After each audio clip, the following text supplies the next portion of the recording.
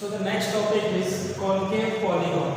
In this polygon, the polygon which have at least one interior reflex angle is called concave polygon. Reflex angle, at least one reflex angle is inside the concave polygon. Let's see that this is the reflex angle which is more than 180 degree and less than 360 degree. So the next topic is regular polygon. A polygon is called regular when its all sides and all angles are equal to each other. So let's read the definition. A polygon is called regular when all angles and all sides are equal. It means it is equilateral, that means equal sides, and equiangular, that means equal angles. Suppose that there is a hexagon. It is a hexagon when all the sides are equal to each other and when all the angles are equal to each other, then this hexagon will be called regular hexagon.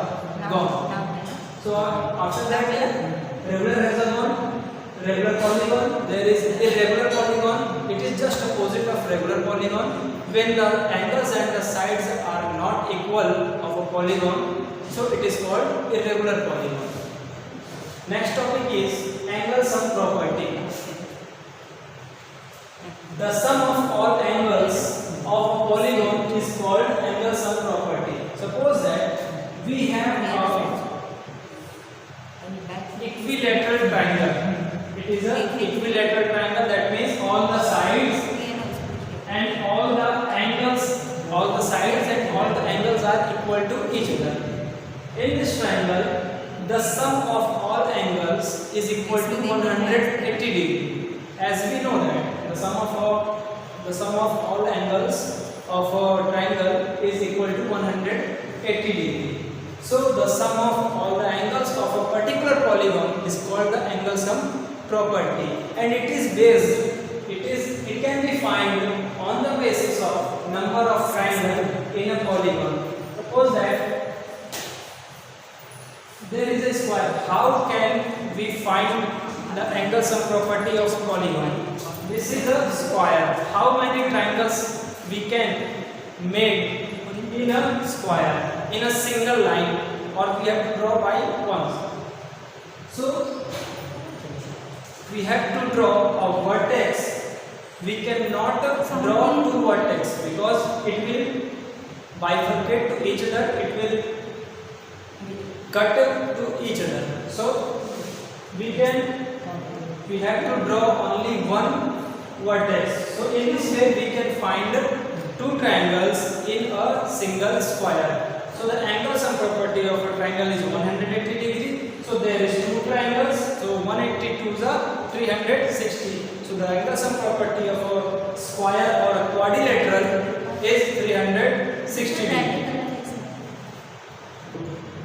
So the next topic is the exterior angle sum property. So sum of all exterior angles of any polygon is 360 degree.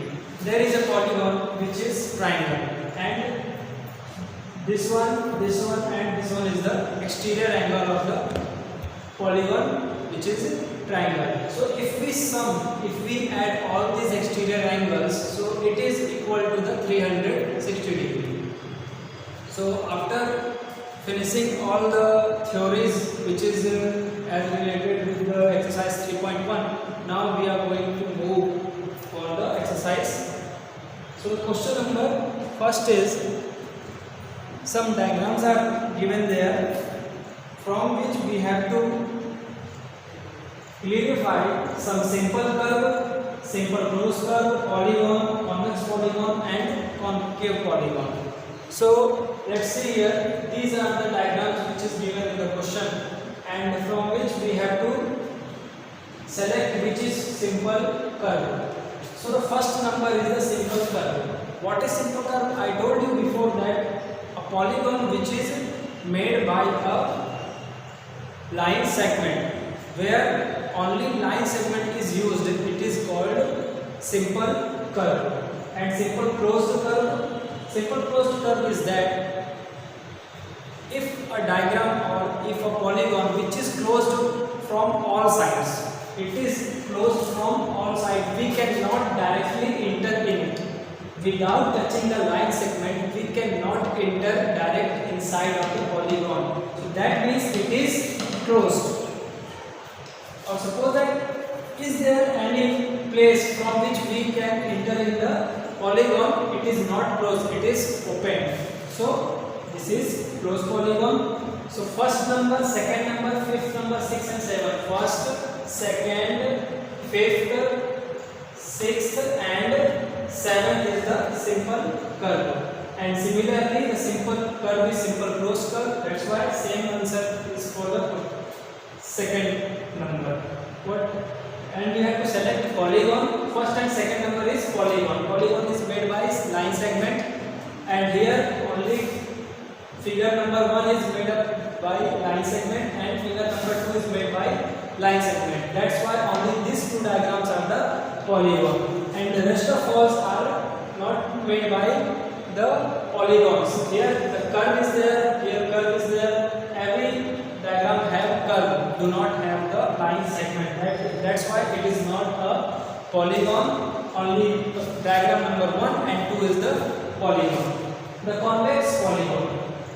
This is the convex polygon, second number. Why it is the convex polygon? Let's see here. Let's see the diagram. It is convex. Convex means बाहर निकला हुआ angle, like this. And concave, concave means, cave means just like that. This is the cave. Cave means होती है गुफा, and गुफा की side होती है अंदर की ओर होती है, तो जो उसके एंगल्स होंगे वो भी अंदर की साइड ही पॉइंट कर रहे हैं. That's why it is a concave and it is convex. Okay, so convex polygon whose all the interior angle is less than 180 degree. And the concave polygon, first number is the concave polygon because the angles, and one more thing is there, in concave polygon there is a reflex angle, an interior angle which is a reflex angle, that means more than 180 degree. It is made of 180 degree from here to here, and it is, this portion is extra. That's why it is a reflex angle, and the angle is made inside of the diagram. That's why it is interior reflex angle. And the angle which is reflex angle and interior, so the diagram will be counted as concave polygon. So the next question is question number 2. How many diagonals does each of the following have? We have to find the number of diagonal in each polygon. So first number is a convex quadrilateral. This is the example of the convex quadrilateral, and as we know that the diagonal is the line segment which connects to non-consecutive vertex. So this vertex and this vertex is non-consecutive. So similarly this one and this one is non-consecutive. So the line segment which connects to non-consecutive vertex is called a diagonal. So here we can see that there is two diagonals in a convex quadrilateral. And the next one is a regular hexagon.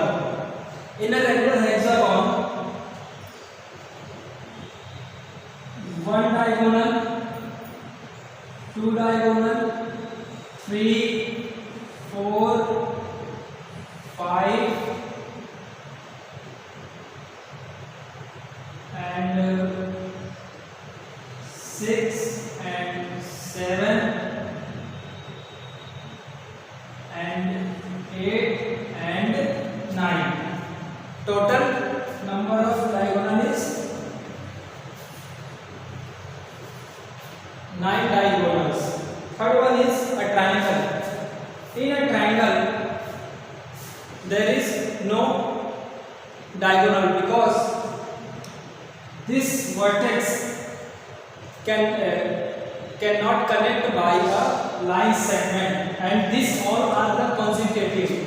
this vertex is consecutive to this vertex and this vertex as well. Similarly, all the vertices are consecutive vertex to the rest of another two vertex. So there is zero diagonals. So the next question is question number 4, where we have to examine the table which is given on your book. You can see, and there is a table which have some figures, sides and angle sum property. So how we can find the angle sum property of a particular polygon? As we know that the angle sum property of a triangle is 180 degree. That means the sum of all the angles inside a polygon, that means the sum of angles is equal to 180 degree. So what can we have to do if there is 4 sides in a polygon? If there is a 4 side, 1, 2, 3, 4 sides, that means we can divide this polygon into 2 triangles like that. So now we have 2 triangles and the one triangle is equal to 180 degree. So 180 and 180 is equal to 360 degree. 360 degree. So if we have a polygon which have 5 sides, that means we convert this pentagon into 3 triangles like 1 triangle, 2 triangle and 3 triangles. So that in a pentagon there is 3 triangles.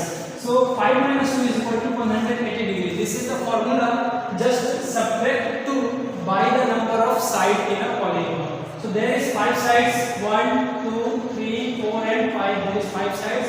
Just subtract 2 from the number of sides, which is 5, and multiply it by 180 degree. Then you can get the actual degree of the angle sum property of a pentagon. Similarly, in a hexagon which have 6 sides, how much triangles are there? There is 1 triangle, 2 triangle, 3 triangle and 4 triangle. That is 4 triangles we can make in a hexagon, and the angle sum property of a hexagon of a triangle is 180 degree. So we have to just multiply it by 4. Or the trick is that number of sides, which is 6, just subtract 2 from the number of sides and multiply it by 180 degree.